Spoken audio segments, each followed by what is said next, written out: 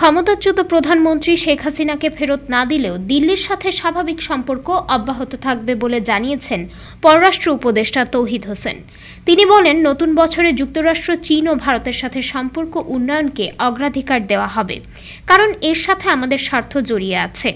1 জানুয়ারি পররাষ্ট্র মন্ত্রণালয়ে সাংবাদিকদের সাথে আলাপকালে তিনি একথা বলেন। পররাষ্ট্র উপদেষ্টা আরও বলেন, হাসিনা ইস্যু ছাড়াও দুই দেশের অনেক স্বার্থ সংশ্লিষ্ট বিষয় রয়েছে।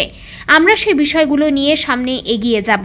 এ সময় গঙ্গা পানি বন্টন চুক্তি নিয়ে আলোচনা শুরু হয়েছে বলেও জানান তিনি। রোহিঙ্গা প্রসঙ্গে তিনি বলেন, রাখাইন পরিস্থিতি পাল্টে গেছে। এই অবস্থায় রোহিঙ্গা সংকট সমাধান সরকারের সামনে বড় চ্যালেঞ্জ।